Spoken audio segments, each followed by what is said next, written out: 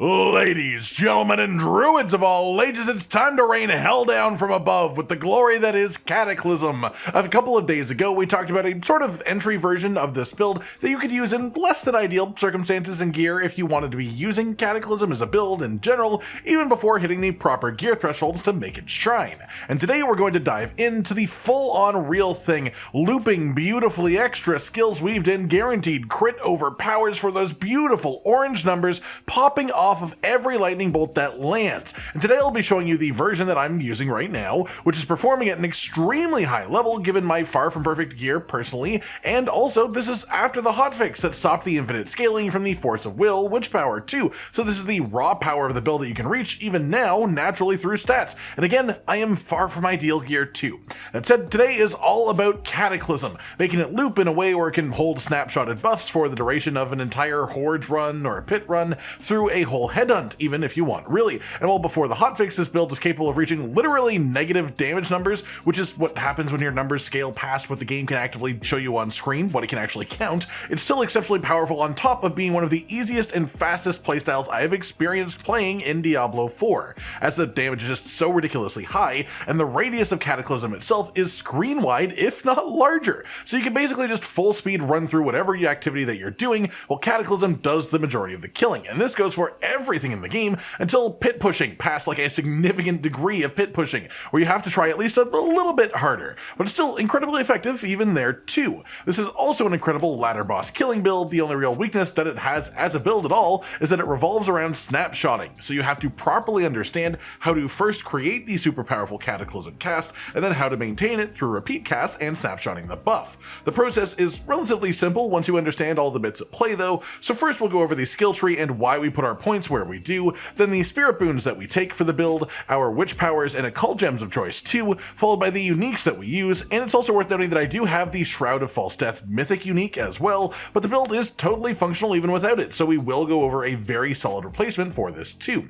And then we'll go over the legendaries, the affixes and tempering on them, the runewords and gems that we use, our mercenary setup, and then our Paragon board setup for the build too, followed by how to actually play the build, and a sort of rotation to stick to too, once you actually know how everything slots together to make it work under the hood. Starting off then with our basic skill, we pick up Maul as well as its enhancement, and this gives us a basic skill to put us in bear form the majority of the time, and also generate some fortified too with the enhancement. This unlocks the core skill cluster too, and for the vast majority of activities, I actually suggest using Shred as your core skill, as well as its enhancement, and then specifically Primal Shred. This makes every hit on the Shred combo dash to its target. The main reason for having the skill in the first place is actually movement with that specific enhancement, as you can use it to use these dashes to just move around faster than pure walking speed, while Cataclysm is still chasing you around, and it's active in killing anything near you if, anything doesn't die before you can target it with the Shred in the first place. The alternative then, only if you are pushing pits really, is to use Pulverize as well as its enhancement, and then specifically Primal Pulverize to lower the damage of any enemy that you hit with this, so it gives you extra survivability instead of the movement that you get from Shred. On top of that, your core skill serves to adjust the timing on your Zan runeword trigger, which is the guaranteed crit over power, to make sure that it lines up with Cataclysm cast specifically. If you go with Shred, you also pick up 1 rank of Digigrade Gate for a little bit of extra movement speed while in werewolf form and for a few seconds after exiting it, and if you go with Pulverize, instead you would put that 1 rank into Iron Fur for a little bit of extra damage reduction while in bear form and for a few seconds after leaving it too. Either way then, you move on now to the defensive skill node cluster, and here we'll be starting by taking Earthen Bulwark, as well as its enhancement to make it give you Unstoppable while active, and also preserving Earthen Bulwark to have it generate Fortify when you use it too. The main purpose of having Earthen Bulwark to begin with is just to have an Earth skill that we can trigger in the build at will directly before Cataclysm to activate the Resonance passive, which we'll be talking about a bit more later on. Then we'll also be picking up Debilitating Roar as well as enhancement for extra Fortify, and then also Innate Debilitating Roar, which gives us bonus damage while the roar is active. This is another bonus that we can snapshot with Cataclysm to make the damage go even higher. We also are then going to be grabbing a bunch of passives in this cluster too, specifically 3 ranks of Backlash for bonus damage after using a defensive skill, Ancestral Fortitude as well, all 3 ranks for bonus elemental resistances, and then 3 ranks of Vigilance too for bonus damage reduction after we use a defensive skill as well. Then we move on to the Companion cluster, and we'll be taking exclusively passives here, specifically 3 ranks of Nature's Reach for bonus damage to distant enemies, which is actually doubled against enemies that are slowed, stunned, immobilized, or otherwise knocked back, 2 of which of these we apply constantly. Then we also take 3 ranks of the Feral Aptitude passive for bonus damage while we are healthy, and also bonus damage while we're above 100% movement speed as well, both of which we can apply pretty much consistently. Then we'll be moving on to our Wrath cluster, and here we'll be picking up Hurricane as an active skill too, as well as its enhancement, and then also Savage Hurricane as well. Altogether, this gives us a radius around us that damages enemies, slows them, and then also reduces the damage that they deal to us as well. This also activates another buff that we'll be talking about a bit later on, because it also helps us snapshot more damage into Cataclysm 2. We then grab a bunch of passives in this cluster too, 2 ranks of the Mending passive for bonus healing while we're in bear form, 3 ranks of Endless Tempest for notably extended duration on both Cataclysm and Hurricane, and we get bonus ranks of this from our gear as well. This also helps us get to a stage where Cataclysm's duration is a fair bit longer than its cooldown, which is the main requirement for using this build to begin with, and this enables the permanent damage loop gameplay style for the build as a result. We then also are going to be taking 3 ranks of Charged Atmosphere, which makes a lightning bolt strike nearby every few seconds, but also boosts your lightning bolt damage in general. We later will be forcing this to apply to our Cataclysm damage too, so this is just a pile of bonus damage. We'll then also be grabbing 3 ranks of Electric Shock, which gives you a lucky hit chance for lightning damage to immobilize enemies, or instead do a significant amount of bonus damage to them if the enemy is already immobilized. Then we put 1 rank into the Neurotoxin passive to make sure that any enemy that is poisoned is also slowed permanently, and then 3 ranks of Envenom for bonus crit damage against poisoned enemies, which we do have bonus ranks in from our amulet as well, and that's the absolute top tier passive for bonus ranks on your amulet to get for this build too. Then we have our ultimate skill cluster as well, and of course we take all 5 ranks of Cataclysm itself, as well as its enhancement to make it last longer, and then Supreme Cataclysm to have it make enemies vulnerable, and then a ton of passives in this cluster here too.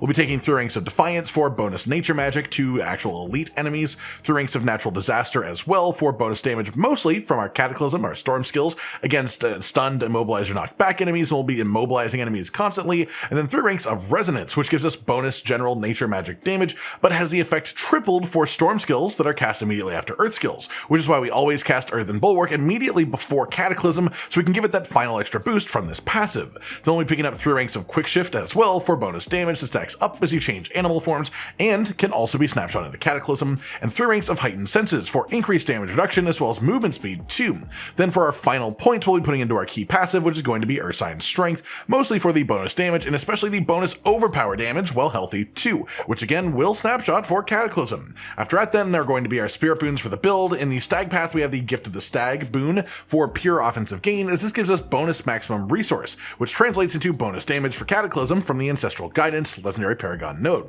If you want more defense, you can instead go into the Wariness boon here in this path for reduced elite damage instead, but once you have decent gear, this isn't necessary at all, and you're just leaving this damage on the table. Then we bond with the Eagle path to let us have 2 boons here, Iron Feather for the bonus maximum life, as this is not only obviously bonus survivability, but also bonus damage, as Overpower's base scaling is dependent on your total life and fortified life numbers, which this does increase too. We then take Avian Wrath for a bonus critical damage multiplier, a pretty hefty one too, Calamity for increased duration on Cataclysm as an ultimate itself, and then Masochistic for a lucky hit chance with critical shapeshifting skills to heal us for 10% maximum life. And that set of tags does apply consistently to Cataclysm, which means that this helps us keep us top up quite well as well. Moving on, let's talk about our witch powers in the build and how those affect us this season 2. First up is Soul Harvest. This gives you primary stat per nearby enemy when you use a cooldown skill, which is going to be willpower that we gain for us. We not only scale damage off of willpower the standard way, but we also get a lot more bonus damage scaling from willpower in this build, so this has even more value than it does for other builds.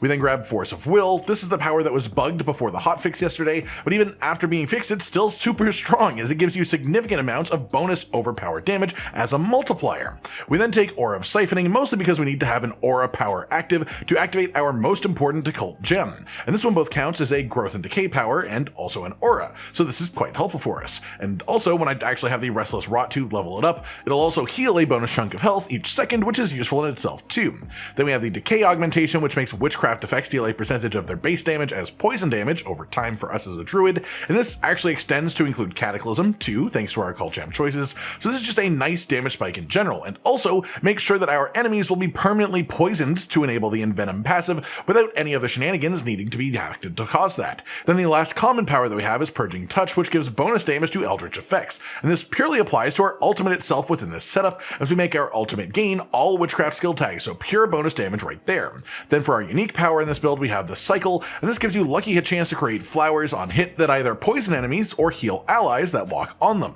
and this just gives us some sort of useful bonus from our unique power slot, as well as keeping enemies a little bit more poisoned as well. As for Occult Gems, I actually have 2 out of 3 now, thanks to some hard grinding. Voice of the Stars is your highest priority, but it is also a legendary gem, so it has quite a high cost to begin with, but this makes your ultimate skill skill, gain all witchcraft tags and then some bonus damage as well, as long as you have an aura effect active, which we do. Second priority is also another legendary gem, which is actually going to be the Friend of the Bog gem here, and what this does is while you have 3 or more growth and decay powers active, which we do, gives you 8% bonus primary core stat, so more willpower for us to scale with, 10% bonus maximum life, so more life for us to scale with, and then also just makes you permanently unhindered, so you can walk through enemies, that makes you immune to things like slows and stuff like that too.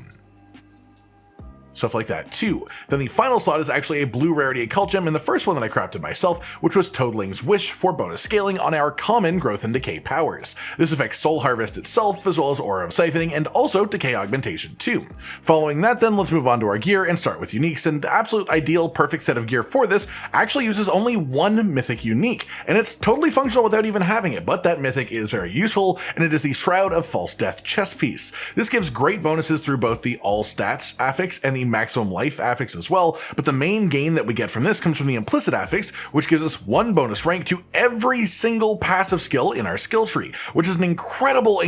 amount of value overall. If you do not have this chest piece, then what you want instead is going to be the Mad Wolf's Glee unique chest piece. The maximum life that this has is nice, but the main reason to use this would be the actual effect itself, which can be up to 7 bonus wolf skill ranks. This would apply to Cataclysm in our setup too, and helps cut down the cooldown as well as increase the damage of the skill too, though in less grandiose ways than Shroud of False Death does, which also gives us a rank in Endless Tempest because that's passive. So where Mad Wolf's Glee accomplishes the Cataclysm loop by lowering the cooldown of the ultimate further, the Shroud of False Death instead achieves it by extending the duration longer. Both of them get the job done with the right gear around them though, so you aren't really hurt all that much by not having the Shroud of False Death. It just affects your top end really. That said, your other uniques that are sort of required to make it work are Arida's Inexorable Will with an absolute laser focus on the ultimate cooldown reduction stat. This can get very high on this ring, higher than pretty much anywhere else on your gear, and it is the most important part of making Cataclysm a loopable skill on its own as a result. The build requires Cataclysm to loop in order to function in the first place, so you need to have a pretty high amount of this from the ring.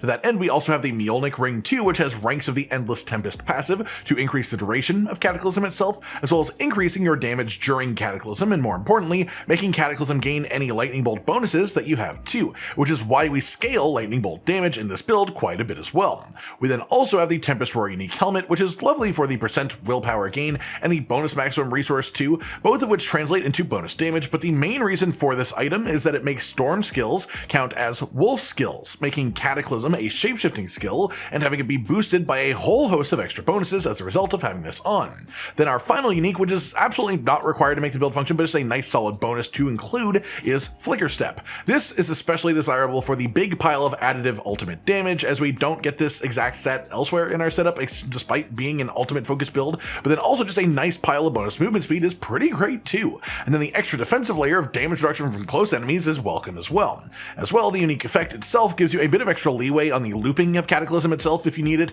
giving you an extra way to lower the cooldown even further, though this isn't even needed to loop Cataclysm once your other stats are in order properly. That said, that's the unique, so let's move on to the legendaries with our two-handed weapon. For 100% bonus effect on the aspect, we have Changeling's Debt, which gives us a big pile of bonus damage either to poisoned enemies while in bear form or crowd-controlled enemies while in wolf form. On this item, we temper for chance to deal double damage with Cataclysm, as well as bonus lightning bolt damage. This adds to Cataclysm damage due to the mjolnic ring that we mentioned earlier. For the actual affixes, you want maximum life, as well as willpower and overpower damage, with that also being the ideal order for greater affix priority. For masterworking, you want 2 of the proc rolls to hit Cataclysm double damage chance to increase that, and the third proc to ideally hit maximum life to increase that too. On our amulet then, for 50% bonus effect on the legendary aspect itself, we have Apogeic Furor for bonus damage to ultimate skills after each use of your ultimate skill. After you hit 10 stacks of this, it resets the buff, as well as fully resetting all of your cooldowns. On your amulet, you want Cataclysm cooldown reduction from tempering from the resource temper, as well as the more lightning bolt damage scaling temper to scale up Cataclysm too. For the actual affixes on your amulet, far and away the passives are our strongest gain from these slots, especially Envenom is the highest priority by a mile, then Quick Shift is the second priority, and this % willpower gain for a nice chunk of bonus stats too, followed by maximum life. If you can't get both passives, that's quite a tough ask. That is also the priority order for greater affixes if possible, and then for masterworking it's same priority too, Envenom above all else, then Quick Shift, willpower percentage, or maximum life. After that we have our gloves with the Runeworker's Conduit aspect. The main effect of this is making lightning bolts scale off of a percentage of our willpower. I'm currently sitting at over 2800 willpower, and I'm quite far from capped out on this, honestly, so this still has more scaling to gain, but it's currently adding an absolutely blazeworthy amount of damage to our Cataclysm thanks to the conversion from the mjolnic ring as well. On gloves for your tempers then, you want hurricane duration and lightning bolt damage specifically, and for your affixes you want maximum life, flat armor, and all element resistances, with that also being the priority order for both greater affixes and masterworking procs too. Then we have our pants, and the aspect on these is Storm Shifter, which gives all shapeshifting skills 5 bonus ranks while Hurricane is active. This applies to Cataclysm thanks to our helmet as well, and so we always have Hurricane active before casting Cataclysm to snapshot this bonus onto it too. On the item itself then, for Tempering, you want bonus total armor percent as well as increased Hurricane duration. As for the actual affixes, currently I'm running maximum life, flat armor, and then filling in a resistance slot, but in ideal gear, in perfect setup with endgame, all the masterworking done and everything, I would have flat armor only on my pants, not on my gloves, and then all element resistance only on gloves, not on the pants, and then both pieces would have maximum life and willpower in the 2 remaining affix slots. For masterworking and also greater affix priority for the pants, maximum life above all else and the rest as needed. For our runewords then, this is a big part of the functional strength of the build. We have the new Igni offering rune, which generates offering every 0.3 seconds, activated when you use a non-basic skill. We attach this to the Zan rune for a guaranteed critical hit and overpower at the same time, and this way, by watching the rune buff above our skill bar, we can track very actively when we are 1 cast away from activating this buff, so we can purposefully line it up with Cataclysm as needed. For other runes, we have the back rune, which generates offering as we move, and we move at very high speed from the rest of the setup to make this activate very quickly. This is combined with the Cax rune as well, which makes the next skill used consume all resource to do up to double damage, and we also line this up with Cataclysm by watching the rune buff above the bar too. As for your other armor gem slots, you want sapphires for pure willpower gain, and if you don't have occult gems yet, use your jewelry slots for defensives as needed. As for our mercenary setup then, we're going to be running Rahir with ground slam as well as Rahir's Aegis for the massive help with resistances too. We're going to be having Bastion 2 and then Inspiration for bonus damage to enemies within ground slam's effect or within Bastion's radius too. Then for our reinforcement, we're gone with Subo for explosive charge to trigger off of our overpowers as well. With all that covered then, let's dive into our Paragon board setup for the build, and it's worth noting of course at this point that all players will be at different points in their Paragon progression. This is what my board looks like right now as a Paragon 213, and you'll have to make some adjustments probably to reach all the glyphs and all the legendary nodes earlier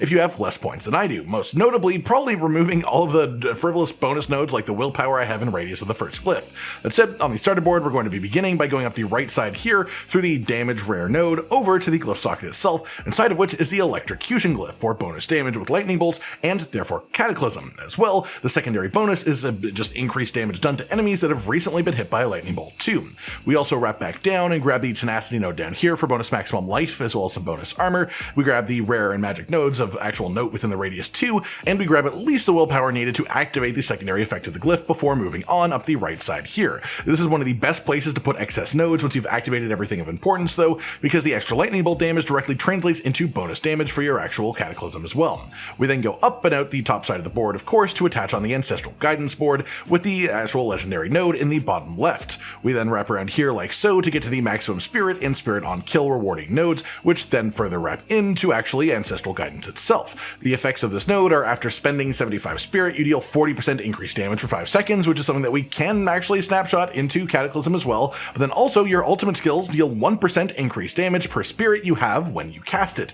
This is why we stack maximum spirit where we can and where it makes sense to, as this does directly translate into more damage from this effect. As well, we go up here into the Resolve, rare and magic nodes around it for both bonus maximum life and also bonus resistance to all elements, which is quite nice in itself. We then head over towards the Glyph Socket 2 through resource generation and maximum life gained, which is nice in itself, and in the Glyph Socket we'll be putting in the Earth and Sky Glyph. This increases the effect of all magic nodes in the radius, with the important ones that we're buffing here being just literally pure damage, but the secondary effect of the glyph is that it gives you bonus damage with nature magic skills against crowd controlled or vulnerable enemies, and we'll be making everything vulnerable and everything crowd controlled, so that's just a nice bonus as well. We then grab the actual rare nodes in the radius for some bonus core damage that doesn't really help us in any way, but some bonus just regular damage of course, which is useful too. We grab exactly what we need to activate the secondary effect, and then we go out to the right side of the board here like so to attach on the Lust for Carnage board with the legendary power on the left side. We go up through the top here to get some bonus all element resistance as well as some bonus maximum life before wrapping down into the legendary node itself. What this one does is give us some spirit and also increase the damage by 50% of any critical strikes you get with werewolf skills, which does include Cataclysm within our setup.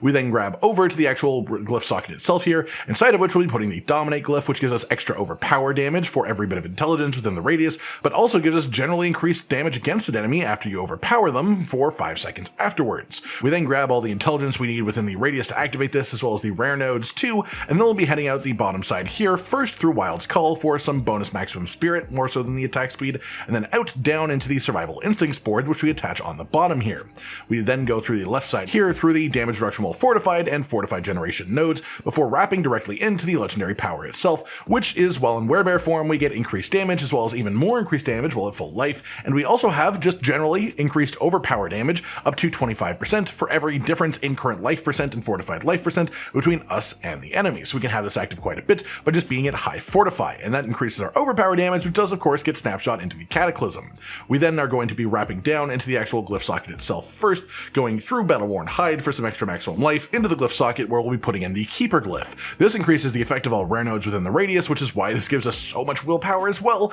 and the secondary bonus is that our companions as well as us deal increased non-physical damage. The majority of our damage in this build is lightning damage, and we also do some poison damage, so both of those are non-physical and so they're affected by this bonus. We get the intelligence to activate it. We also pick up the Grizzly node over here for increased damage while in werebear form, because we might as well, honestly. And then once you've actually gotten all of your other legendary nodes and your glyphs as well in, one of the sort of frivolous things that I mentioned earlier that I do is wrap over here for Spearhead for just bonus damage to healthy enemies. Mostly what this helps with is one-shotting things in lower tiers. It makes the speed farming more effective, but you don't need this by any means. It's just sort of an extra thing I've gotten. Then after that point, we wrap up here through the Recuperate node for some bonus extra maximum life more than anything else, and into the top section here out of the exit for our final board that we'll be adding on to our Paragon board setup, which is the Thunderstruck board with the legendary power in the top left. We go up and right like so towards the glyph socket itself, inside of which we'll be putting in the Spirit glyph. This gives you increased critical strike damage for every bit of dexterity that you have within the radius, as well as giving you a bonus effect where every time you get a crit against an enemy, they take more damage from you for 20 seconds afterwards, up to a maximum of a 15% bonus, which is quite nice. We also then grab the rare nodes within the radius, which are quite useful. We grab the dexterity to activate the effect, and then we go out the top right here, going through the Deluge rare node for bonus damage to distant enemies and also crowd-controlled enemies up to the legendary node itself, which is Thunderstruck, and what this does is just give storm skills, including Cataclysm of course, increased damage equal to 20% of your damage versus close and damage versus distant bonuses, which we have from a various mix of effects on our board, and with this we actually go up to the maximum bonus, which is a 60% bonus multiplier, which is very effective. And then with our final points, then we go over here into Hubris for damage reduction from vulnerable enemies, and a little bit more of that from the magic nodes surrounding it, and that's where I'm at with my Paragon nodes as of this exact point. And that pretty much goes over everything that you need to actually make this build for yourself. So what do you need to know to actually play it then? Well, when you first enter a new zone, you need to do your main startup combo. This is achieved by waiting a few seconds at the start, then using Hurricane to give yourself 500 offering toward the Igni Zon combo from Igni itself. Then you walk around a little bit to start generating offering through the back rune as well, and when both of your runes are nearly full out but not quite full, use Debilitating Roar, followed by Earthen Bulwark, move a bit to activate Cax through back, and then hit Cataclysm. If you time this right with your Runewords activating and your buffs activating, this will apply a ridiculous amount of bonuses to Cataclysm all at the same time. You can technically boost it a little bit further by swapping in between animal forms more frequently before starting the actual combo itself to get more stacks of quick shift running, but this is the combo as you will use it in like 90% of situations. And once you've done the combo one time, you don't need to do it again unless an error happens or if you leave an instance, change zones, stuff like that. 9 out of 10 times, no matter what you do, as long as you press Cataclysm before the duration ends, it will keep running all the buffs over and over so you don't have to worry about it at all. However, sometimes if you do the reactivation effect without the Zan rune effect active, the guaranteed crit and overpower active, it will glitch out and lose the effect from Cataclysm, in which case you do have to wait for the full duration to end naturally and then redo the main combo to start it again. Almost like stalling out an engine. That said, the best way to solve that happening is to just manage your buffs manually, always have the Zan buff active before hitting Cataclysm. The simple rotation to make this happen is to offset your casts. Use Hurricane in the middle of the Cataclysm cooldown so that you generate half of the Zan rune when you press this. Then just before Cataclysm's coming off cooldown, you want to use Debilitating Roar and then Earthen Bulwark immediately before casting Cataclysm to trigger the rest of the combo. Then you can just cycle like that infinitely. You can use that as a rotation to make sure that the error never actually happens. Otherwise, that is also why we have a core skill in the build, which you can use to trigger Igni a bit more often and change when the Zan rune procs as a result. It's definitely more complicated to use than it might look immediately by watching it work, but once you understand how to get it moving to begin with, it's very, very hard to make it stop, basically. That just about does it for today then, everyone. The more general use, absolutely dominant Cataclysm-focused build for the Druid in Season 7, which, even after seeing a nerf already to the bug that was making it fully break the game, is still doing scaling extremely potently. It's worth noting that you can make this build a bit beefier for the purposes of like pit specifically, and I may go over that variation at another time, but this will definitely do the job for pretty much everything the average player cares about in the game, and then some more as well. I hope you've all enjoyed this then, and hopefully you enjoy using this build if you try it out for yourself as well. Like if you liked the video, subscribe to the notification bell for more, and most importantly, ladies and gentlemen, until next time, stay sweet. Josh, Cotton, and Hollow with the videos, dropping the humor like a hammer on your tippy toes, bringing entertainment on a daily arrangement to take our insanity and turn it into entertainment. Yes, I said entertainment twice, to reiterate that it is nice to look into your faces on a mostly daily basis when you let us in your homes to make the whole world a stage. Goodbye.